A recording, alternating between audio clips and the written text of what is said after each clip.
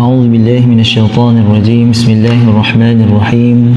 إن الحمد لله تعالى نحمده ونستعين به ونستغفره ونعوذ بالله تعالى من شرور أنفسنا ومن سيئات أعمالنا. من يهده الله تعالى فلا مضل له ومن يضلل فلا هادي له، وأشهد أن لا إله إلا الله وحده لا شريك له يقول الحق وهو يهدي السبيل، وأشهد أن سيدنا محمدا عبده ورسوله أرسله الله تعالى رحمة للعالمين. نشهده أنه صلى الله عليه وسلم قد بلغ الرسالة وأدى الأمانة ونصح الأمة، فجزاه الله خير ما جزى نبيا عن أمته ورسولا عن دعوته ورسالته، صلاة وسلاما دائمين إلى يوم الدين. أما بعد، سبحانك لا علم لنا إلا ما علمتنا إنك أنت العليم الحكيم، ولا حول ولا قوة إلا بالله العلي العظيم، ولا حول ولا قوة إلا بالله العلي العظيم، ولا حول ولا قوة إلا بالله العلي العظيم. نوينا التعلم والتعليم والتذكر والتذكير والنفع والانتفاع والإفادة والاستفادة والحث على التمسك بكتاب الله وسنة رسوله صلى الله عليه وسلم، والدعاء إلى الهدى والدلالة على الخير ابتغاء مرضات الله وثوابه وقربه سبحانه وتعالى. Bismillah. Kita sambung bacaan pada masih lagi pada bab berkaitan dengan Allahumma salli ala Muhammad, kelebihan berjalan untuk solat berjemaah, yang berjalan ke masjid, dan juga kelebihan solat jemaah itu sendiri. Jadi pada sesi yang semalam, sesi yang keempat, hari ini sesi yang kelima. Pada sesi yang keempat, kita telah berhenti pada hadis yang ke-28. Jadi untuk malam ini kita cuba dalam setengah jam macam biasa, insya-Allah. Bismillahirrahmanirrahim. Kita sambung pula pada hadis yang ke-29. Bacaan daripada kitab Fadail Al-A'mal yang dikarang oleh Al-Imam Al-Hafidh Diyauddin Abu Abdullah Muhammad Al-Maqdisi, Al-Hafidh Al-Maqdisi hafizahullahu rahimahullahu ta'ala. Bismillahirrahmanirrahim. Qala al-musannif rahimahullahu ta'ala, nafa'ana Allah bi'ulumihi wa 'ulumi masyayikhina wa 'ulama'ina fid darain, amin. Qauluhu, hadis yang ke-29, wa anhu radhiyallahu anhu wa anhu, yakni yang sebelum ini hadis daripada Abi Hurairah radhiyallahu anhu. Hadis daripada Abi Hurairah radhiyallahu anhu anin Nabi sallallahu alaihi wasallam, daripada Nabi sallallahu alaihi wasallam, annahu qala, baginda telah bersabda, man ghada ila al-masjid wa raha a'adda Allahu lahu fil jannati nuzulan kullama ghada aw raha.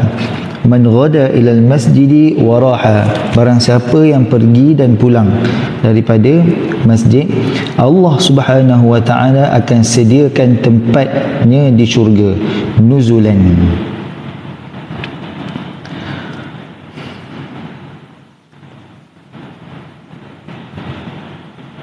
An-nuzul, kata ulama dalam kamus as-sihah, ma yuhayya'u lin-nazil.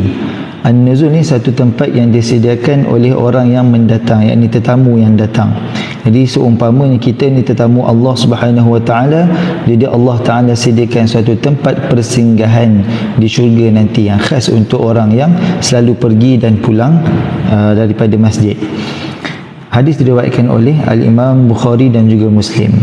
Hadis yang ke-30, an Abi Umamah radhiyallahu anhu anna Rasulullah sallallahu alaihi wasallam qala, man kharaja min baitihi mutatahhiran ila salatin maktubatin fa ajruhu ka ajril muhrimi ومن خرج إلى تسبيح الضحى لا ينصبه إلا إياه فأجره كأجر المعتمر وصلاة على إثر صلاة لا لغو بينهما كتاب في عليين رواه أبو داود. Daripada Abi Umamah radhiyallahu anhu bahawa Rasulullah sallallahu alaihi wasallam pernah bersabda, man kharaja, barang siapa yang keluar daripada rumahnya dalam keadaan telah pun bersuci, yakni telah pun berwuduk di rumah, ila salatin maktubatin, untuk solat fardu, fa ajruhu ka ajril muhrim, jadi ganjarannya adalah seumpama ganjaran orang yang sedang bermuhrim, yakni sedang berihram umrah ataupun haji. Wa man kharaja, barang siapa yang keluar daripada rumahnya ila tasbihid duha, untuk solat sunat duha, la yunsibuhu, tidaklah dia keluar itu melainkan kerana Allah Subhanahu wa taala, ataupun melainkan keluar dia tu keluar daripada rumah itu tidaklah dia keluar melainkan hanya untuk solat duha. Dia memang niat dia pergi ke surau ke, pergi ke masjid ke, kalau macam dekat satu organisasi tu ada surau, maka dia pergi memang tujuan dia hanyalah contoh dia duduk di tingkat yang ke-8, surau di tingkat yang kedua, dia turun daripada tingkat ke-8 tu, tidaklah dia memulakan langkah tu melainkan hanya semata-mata memang untuk niat dia solat duha, maka ganjarannya adalah seumpama ganjaran orang yang melakukan umrah ataupun ganjaran orang yang mendapat umrah yang sempurna. Wassalatun ala ithri salatin, solat back to back solat, yang ni selepas solat maghrib dia solat isyak pula, maka yang mana antara solat tersebut la laghun bainahuma, dia tidak melakukan perkara yang lara. Perkara yang lara ni ma'ruf, dia orang kata ni dia melakukan, orang kata ni dia borak kosong, dia tidak muzakarah sekadar nak mengopi dengan orang sekampung, orang masjid dan sebagainya, dia bukan duduk bermuzakarah ataupun dengan kuliah maghrib ke ataupun bertadarus Al-Quran ke, tapi dia memang betul-betul solat, antara solat itu dia memang duduk untuk dia memang duduk antara dua solat tersebut, dia melakukan ibadah lillahi ta'ala. Kitabun fi illiyin, maka akan termaktub baginya tempat di illiyin, iaitu satu tempat di syurga nanti, antara tempat yang tertinggi di sisi Allah Subhanahu wa ta'ala. Hadis yang ke-31, an Buraidah bin al-Husayb al-Aslami, yang ma'ruf dengan Buraidah al-Aslami. Ini nama lelaki ya. Batu saya ada seorang sahabat nama dia Buraidah juga, memang nama dia Buraidah al-Aslami. Waktu kat Mesir dulu saya ingat lagi nama dia tu ada seorang pekerja muazzaf, macam pegawai lah, penolong pembantu pegawai dekat Mesir. Dia letak nama Buraidah ni dekat senarai nama perempuan. Nak ceritanya, tidaklah yang tahu nama Arab ni, tidak semua orang tahu nama Arab itu dengan betul. Tidak semua yang berakhir dengan AH itu untuk perempuan. Jadi kalau dekat Malaysia ni tak tahu tu, okey, mungkinlah dia tak kenal sahabat. Tapi dekat Mesir pun sama juga. Tak ada orang tak ada orang yang kenal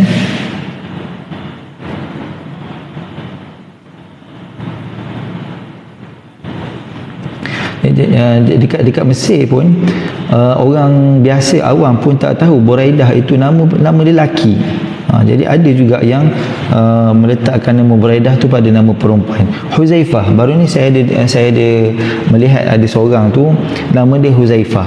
Tengok-tengok perempuan, subhanallah, mungkin mak ayah dia tak tahu Huzaifah itu adalah nama lelaki. Ada seorang sahabat Nabi bernama Huzaifah.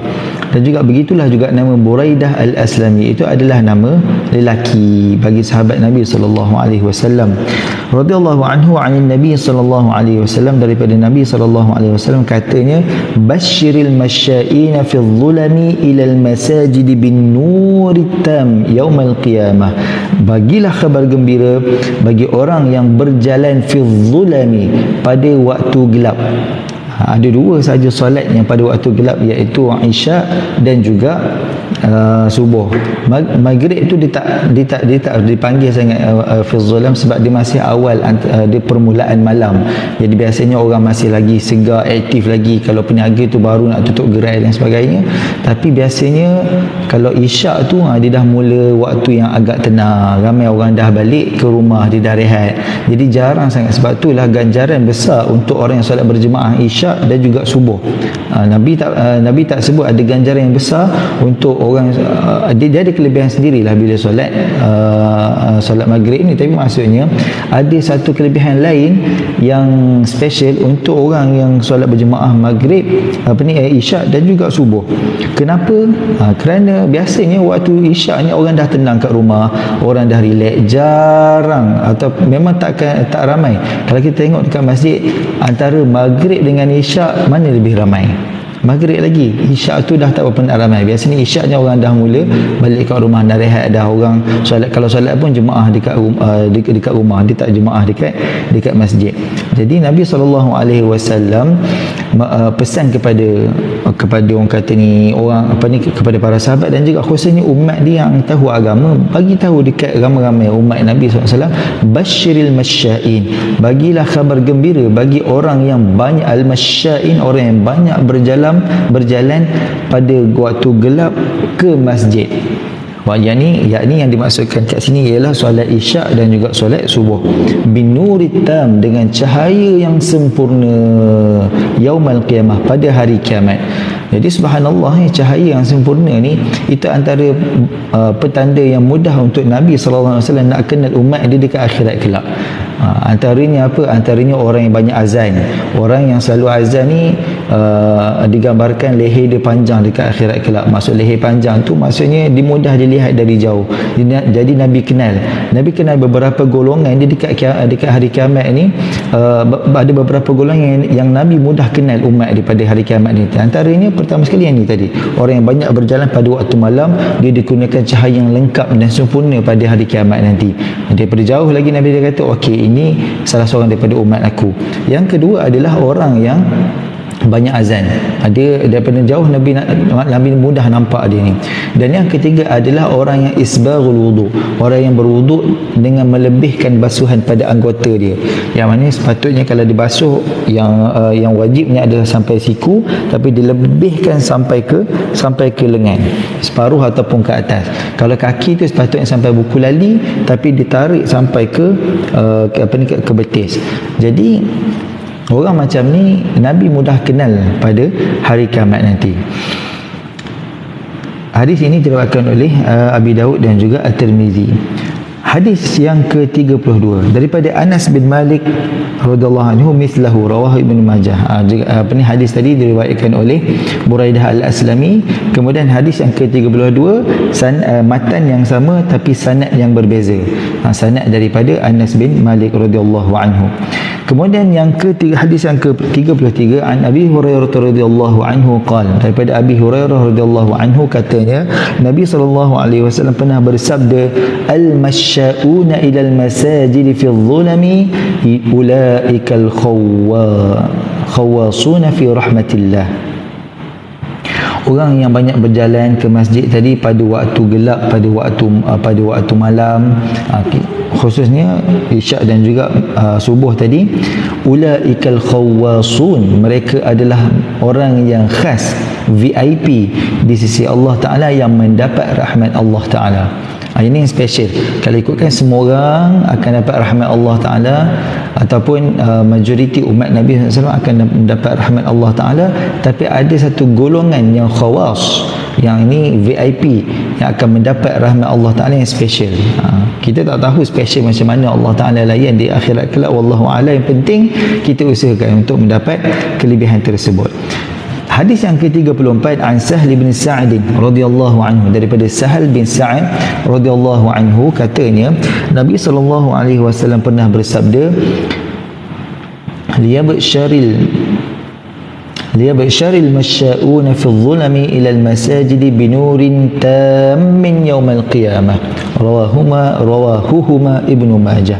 Hadis yang sama juga maksud dia, cuma daripada sahabat yang lain iaitu Sahal bin Sa'id, bahawa Nabi SAW pernah bersabda, bagilah khabar yang gembira kepada orang yang banyak berjalan pada waktu gelap ke masjid, ke rumah Allah Subhanahu wa taala dengan cahaya yang sempurna yang terang benderang pada hari kiamat kelak.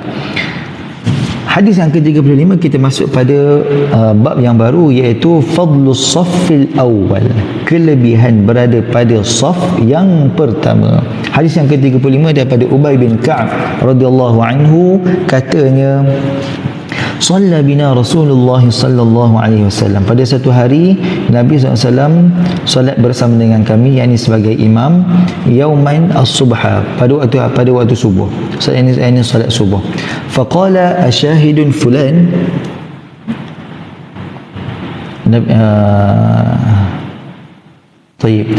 Nabi perasan pada waktu ada sekali tu solat subuh, Nabi perasan ada seorang ni tak ada. Maksudnya biasa ni ada tapi dia tak ada. Faqala asyahidun fulan, adakah orang itu telah mati syahid? Qalu la, mereka kata tidak. Qala asyahidun fulan, Nabi tanya ada orang ni pula, Nabi tengok tak ada dekat masjid, adakah dia telah mati syahid? Qalu la. Qal inna hataini as-salatain athqalus salawati 'ala al-munafiqin. Sesungguhnya dua solat ini, yakni subuh dan juga isyak, athqalus salawat, solat yang paling berat ke atas orang munafik. Walau ta'lamuna fihima, kalaulah kalian tahu apa kelebihan yang ada pada dua solat ini, menghadiri mereka berdua dalam keadaan berjemaah di masjid, kalau kamu tahu kelebihannya, la ataituhuma walau habwan 'ala rukabi, sesungguhnya kamu akan datang kata ni dalam keadaan merangkak ataupun dalam keadaan meniarap atas orang kata ni atas tunggangan. Maksudnya ceritanya kalau lah dia tu OKU, dia tu datang dengan kursi roda dia, atau kalau dia tak mampu, dia tak ada kursi roda, dia datang dalam keadaan merangkak. Kalaulah kita tahu betapa besarnya ganjaran solat, menghadiri solat subuh dan juga isyak secara berjemaah. Wa inna saffal awwal ala mithli saffil malaikah, sesungguhnya orang yang solat pada saf yang pertama, sesungguhnya saf itu seumpama saf malaikat, seumpama safnya para malaikat. Walau alimtum fadilatahu labtadartumuhu, kalaulah kalian tahu tentang kelebihan berada pada saf yang pertama, nescaya kalian akan berpusu-pusu untuk menghadiri saf yang pertama. Wa inna salatar rajuli ma'ar rajuli azka min salatihi wahdahu, sesungguhnya solat seseorang lelaki dengan lelaki yang lain, yakni solat secara berjemaah, azka, lebih menyucikan daripada solatnya bersendirian. Wa salatuhu ma'ar rajulaini azka min salatihi ma'ar rajul, dan solat seseorang itu dengan seorang lelaki, dengan dua orang lelaki, yakni kalau yang tadi Nabi kata kalau solat seorang lelaki itu dengan seorang lelaki, dia hanya berjemaah dengan seorang saja. Yang ni pula Nabi kata solat dia dengan dua orang, maksudnya ada dua orang yang mengikut dia. Azka min salatihi ma'ar rajul, lebih menyucikan daripada dia solat berjemaah tapi hanya berdua sahaja. Wa ma kathura fahuwa ahabbu ila Allah azza, dan lebih daripada itu maka lebihlah dicintai oleh Allah Taala dan lebihlah menyucikan di sisi Allah Subhanahu wa taala. Diriwayatkan oleh Abu Dawud dan Ibnu Majah. Hadis yang ke-36, an Abi Hurairah radhiyallahu anhu anin Nabi sallallahu alaihi wasallam qala, Nabi SAW pernah bersabda, "Lau ta'lamuna ma fis saffil awwali lakanat qur'atan." Hakadha rawahu Muslim. Kalaulah kalian tahu apa kelebihan yang ada pada saf yang pertama, lakanat qur'atan, nescaya nak berada pada saf pertama itu mesti dibuat dalam keadaan qur'ah, undian. Setiap kali nak datang solat berjemaah je kena cabut undi, setiap kali nak tu kena berebut-rebut untuk dapatkan nombor ataupun undian. Sebab apa? Sebab mereka tahu, kalau mereka tahulah apa kelebihan, kalau kita tahu apa kelebihan yang ada pada saf yang pertama. Sebab itulah ajar anak-anak kita untuk sentiasa biasa pertama sekali pergi awal masjid dan dapatkan saf yang pertama. Pada zaman sekarang sangat mudah sebab ramai orang datang awal masjid tapi ramai yang duduk di dekat belakang. Sebab itulah ini perkongsian tambahan. Mungkin kita akan sampai nanti bab berkaitan dengan solat berjemaah, solat Jumaat.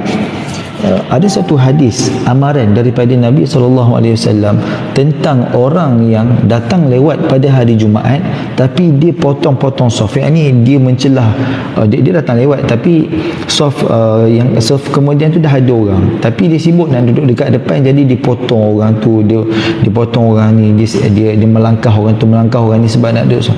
Orang macam ni Nabi bagi amaran neraka pada akhirat kelak. Jadi berat orang yang potong-potong soft ni. Tapi itu gambarannya pada zaman Nabi SAW. Sebab tu kena melihat juga kepada background suasana bila kita nak menyampaikan sesuatu hadis.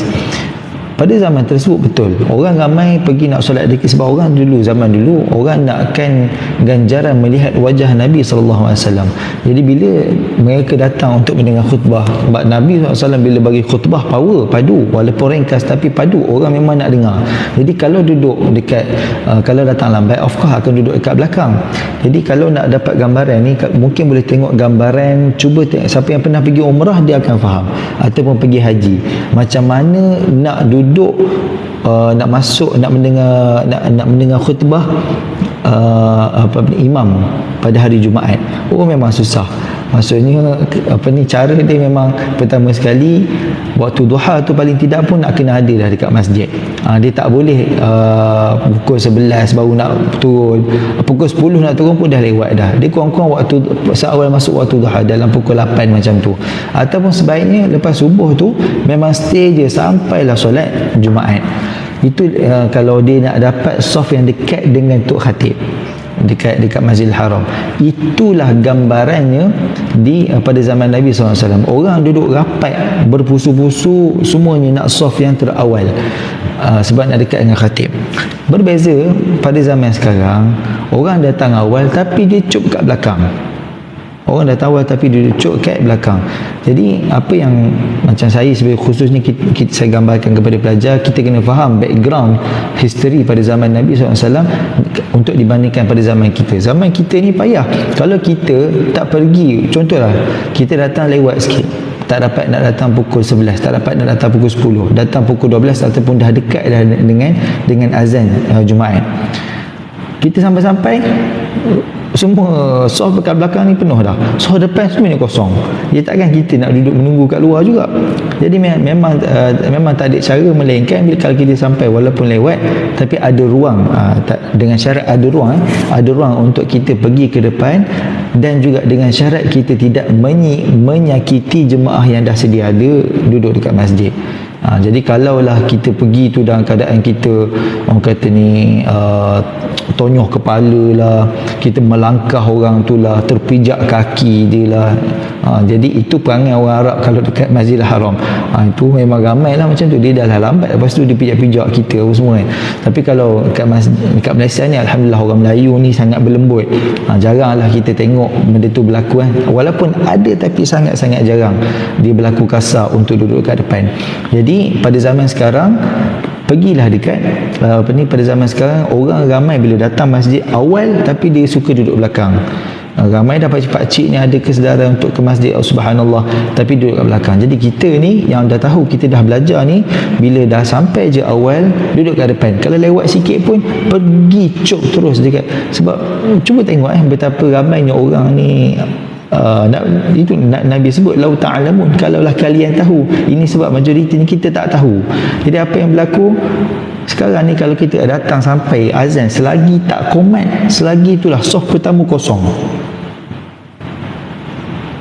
Bila dah komat baru orang berpusu-pusu nak berlumba nak duduk saf pertama. Maksudnya tahulah kelebihan duduk saf pertama, tapi waktu sampai awal masjid tu tak duduk saf pertama terus. Jadi kita didik macam pelajar mahad, memang saya sebut banyak kali dah, sampai je masjid jangan duduk lepak kat belakang, terus dapatkan saf yang pertama. Kita didik juga anak-anak kita yang dekat rumah tu, sampai je masjid Solat sunat, of course kita nak solat tahiyatul masjid dulu ke, ataupun nak solat qabliyah, qabliyah maghrib ke qabliyah isyak, kita nak solat sunat sebelum, sampai je solat sunat tu jangan solat kat belakang. Solat sunat dekat saf pertama, cuk terus. Sebab Nabi dah tahu dah orang memang takkan pergi saf pertama, datang awal tapi tak duduk kat depan. Dan Nabi sebut dah awal, lau ta'lamun, kalau kalian tahu. Sebab kita tak tahu. Jadi kalaulah kita tahu, Nabi kata nescaya kita akan ambil qur'ah, yakni kita akan ambil undian untuk dapatkan saf yang pertama. Hadis yang ke-37 wa anhu, yakni daripada Abi Hurairah radhiyallahu anhu juga, katanya Nabi SAW pernah bersabda. Ini penting. Sebab kat sini of course akan ada persoalan. Adakah hukum kelebihan berada pada saf yang pertama ini untuk lelaki dan perempuan, ataupun lelaki sahaja, perempuan tidak, ataupun sebaliknya ke macam mana? Jadi hadis ini menerangkan Nabi SAW pernah bersabda, khairu sufufir rijali awwaluha, sebaik-baik saf bagi kaum lelaki adalah yang pertama, wa syarruha akhiruha, dan seburuk-buruk saf lelaki ini yang berada pada akhir sekali, wa khairu sufufin nisa'i akhiruha, dan sebaik-baik saf bagi kaum wanita adalah yang last sekali, yang terakhir, yang ke belakang sekali, wa syarruha awwaluha, dan seburuk-buruknya seteruk-teruk saf wanita ini yang terawal. So perempuan, wanita tak ada masalah, awak datang awal, duduk belakang, itu memang saf yang terbaik. Jangan pula awak duduk sebab apa ni, sebab dengar hadis yang tadi, kalau disebabkan dengan hadis yang tadi, kalaulah kalian tahu apa yang ada pada saf pertama, saya undian. Jadi ustaz, itu kan Nabi kata saf pertama lebih baik. Ada hadis lain yang menerangkan tentang perkara ni. Hadis ini menerangkan bahawa itu adalah khitab, arahan, ataupun orang kata ni hadis tadi itu ditujukan untuk kaum lelaki sebaik-baik Jadi kalau wanita pula, undian tadi, kalaulah wanita tahu apa yang ada pada saf yang terakhir, kelebihan berada pada saf yang ke belakang sekali, nescaya mereka akan berpusu-pusu untuk duduk saf yang belakang. Jadi kena faham beza kalau kita nak cuba fahamkan hikmah di sebaliknya, lelaki memang kena sentiasa ada sifat at-tasaddur ilal amam. Lelaki memang kena sentiasa ada sifat, dia kena sentiasa ke hadapan. Sebab tu dalam Al-Quran, ar-rijalu qawwamuna 'alan nisa, lelaki itu menjadi orang kata ni benteng kekuatan untuk kaum wanita. Untuk wanita ni pula, kenapa kena duduk kat belakang? Antara hikmahnya wallahu a'lam. Ini kata-kata para masyayikh kami, antara hikmahnya adalah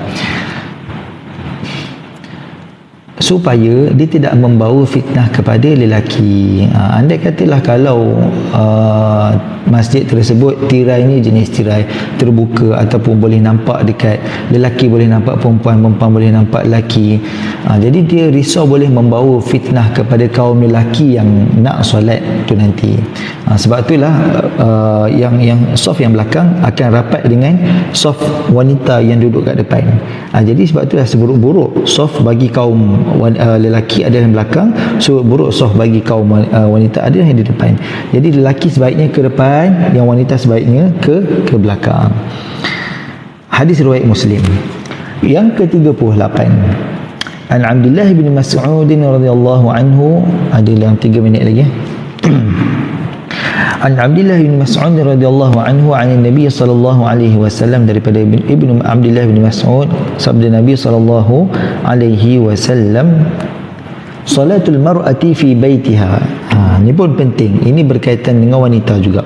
Salatul mar'ati fi baitiha afdalu min salatiha fi hujratiha, wa salatuha fi makhda'iha afdalu min salatiha fi baitiha.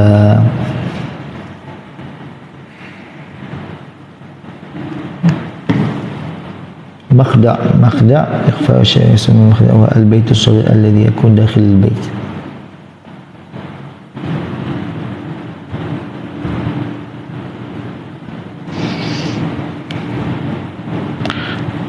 hadis riwayat Abi Dawud.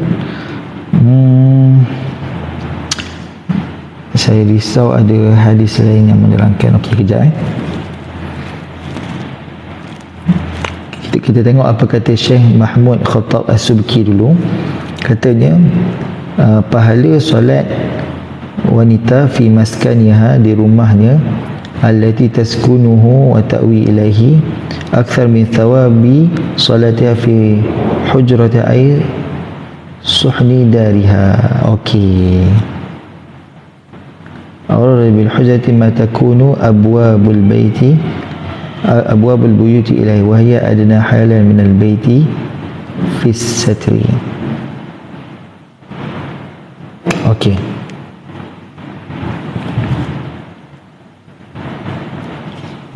sebab apa ni, itu yang penting kita baca apa ni penerangan ulama.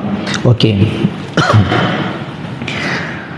Solat wanita di biliknya, apa ni, dalam kata ni, dalam hadis ni fi baitiha maksudnya rumah, tapi ulama cuba fahamkan sebab kita bahasa pada kita kena kata ni, kena bezakan bahasa pada zaman Nabi SAW dengan penggunaan bahasa pada zaman kita. Jadi pada zaman Nabi SAW, Nabi kata solat wanita di biliknya lebih baik daripada dia solat di ruang tamunya. Ini faham sebab di rumah biasanya ada kawasan ruang tamu, tetamu duduk kat situ, dan dalam rumah biasanya ada bilik, dan dalam bilik biasanya ada satu kawasan terpencil. Biasanya dalam bilik ada satu orang kata ni dinding ataupun satu penjuru yang kita suka nak solat kat situ. Biasanya mesti akan ada. Suami pun ada, isteri pun ada, anak pun dia akan suka. Dalam kawasan bilik dia tu ada penjuru tu, dia suka sangat duduk kat situ. Dia rasa macam tenang je kalau nak solat kat situ. Jadi kena faham, dia ada 3 peringkat. Satu, rumah ni ada kawasan ruang tamu. Satu lagi, rumah ni ada kawasan bilik. Kemudian satu lagi, dalam bilik tu ada satu penjuru yang dia lebih suka untuk solat, yang dia memang dekat pada hati dia kalau dia nak bermunajat kepada Allah Subhanahu wa taala. Jadi okey, solat wanita di biliknya lebih baik daripada solatnya di ruang tamu. Solat wanita di penjurunya tadi lebih baik daripada solatnya di kawasan bilik secara umum tu tadi. So faham itu maksud dia, maksud hadis ini. Jadi kalau apa ni, untuk wanita ni, untuk lelaki sebaik-baik solatnya adalah di masjid. Untuk wanita sebaik-baik solatnya adalah di penjuru bilik dalam rumahnya itu tadi. Rawahu Abu Dawud. Okey, 8.20 dah. InsyaAllah kalau ada kesempatan malam ni nanti saya cuba untuk sambung lagi 30 minit insyaAllah. Kalau sambung kita akan masuk bab at-ta'min, kelebihan mengaminkan surah Al-Fatihah bersama dengan imam. Aqulu ma sami'tum la'allahu yanfa'uni wa iyyakum wa astaghfirullahal azim li wa lakum. Subhanakallahumma bihamdika asyhadu an la ilaha illa anta astaghfiruka wa atubu ilaik. Assalamualaikum warahmatullahi taala wabarakatuh. Bismillah. Wa iyyakum Ummu Ibtisam.